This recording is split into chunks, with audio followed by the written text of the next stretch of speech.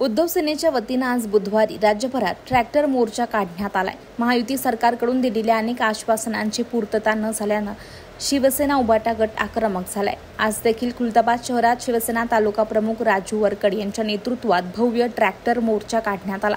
या मोर्चाच्या माध्यमातून शेतकऱ्यांच्या मागण्यांकडे सरकारचं लक्ष वेधण्याचा प्रयत्न करण्यात आलाय। महायुतीनं शेतकऱ्यांसाठी कर्जमाफी, शेतकरी सन्मान योजना, अन्नदाता ऊर्जादाता योजना, पांडन रस्ते आदी अनेक घोषणा केल्या होत्या। मात्र या घोषणा फक्त कागदापुरत्या मर्यादित राहिल्या असून प्रत्यक्षात शेतकऱ्यांना कोणताही लाभ मिळालेला नाहीये असा आरोप यावेळी करण्यात आलाय। मोदी सरकारनं हमीभावाच्या 1.5 दराने खरेदी करण्याची घोषणा केली होती, मात्र प्रत्यक्षात शेतकऱ्यांना हमीभावापेक्षा कमी दराने कापूस, सोयाबीन विकावं लागत असल्याचा आरोप करण्यात आलाय। शेतकऱ्यांच्या प्रश्नांकडे सरकारने गांभीर्याने लक्ष देऊन तातडीनं निर्णय घ्यावा, अन्यथा पुढील काळात अधिक तीव्र आंदोलन छेडण्यात येईल असा इशारा यावेळी देण्यात आलाय। दिनांक 5 ते 12 जून मराठवाड्यामध्ये क्या हुआ त्यारा वादा हे आंदोलन चालू आहे। त्याचा प्रमुख भाजप सरकारने सत्तेवर येण्यापूर्वी जे काही जनतेला आश्वासन दिले होते, निवडून आल्यानंतर आम्ही हे जे विषय आहे त्यामध्ये शेतकऱ्यांचा कर्जमाफीचा मोठा फार विषय आहे।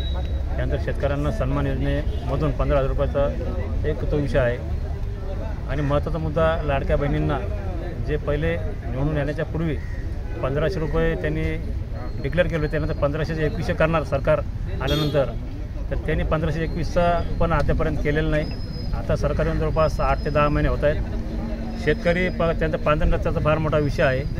असे बरेच विषय सरकारने सत्तेत येण्यापूर्वी डिक्लेअर केले होते, त्याचा भाग म्हणून एक केल्यामुळं आज म्हणजे पूर्ण मराठवाड्यामध्ये सर्व तालुक्यामध्ये आज शिवसेना उबाटा गटाच्या वतीने आम्ही मोर्चे काढलेले आहे।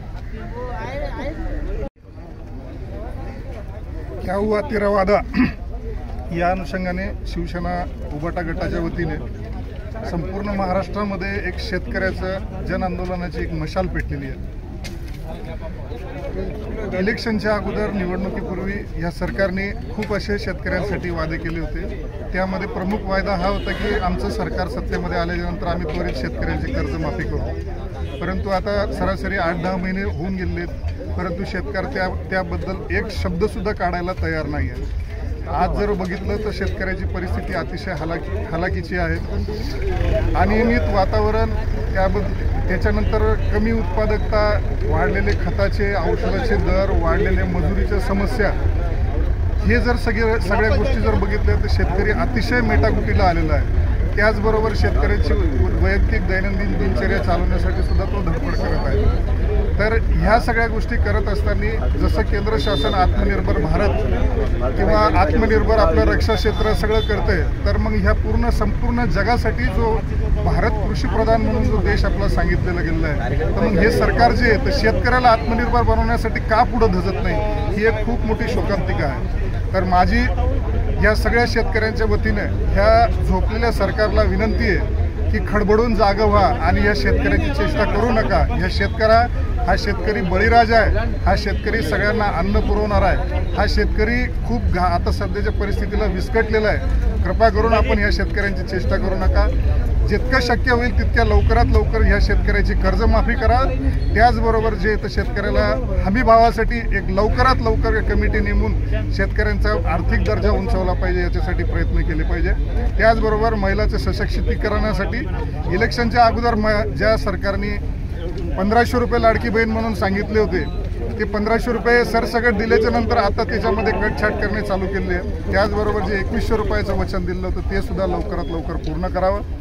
खतं, बियाणं, औषधे याचे जो गगनाला भिडलेले दर आहेत, हे दर जे आहेत तर त्वरित कमीत कमी करून शेतकऱ्याचा उत्पादन खर्च हा कमी करण्यासाठी प्रयत्न करावा, ही मी विनंती करेल या सरकारला। आणि परत एकदा सांगेल की त्वरित शेतकऱ्याची कर्जमुक्ती देऊन शेतकऱ्याला सोबळ बनवावं आणि आर्थिक सशक्त बनवावं। थँक्यू।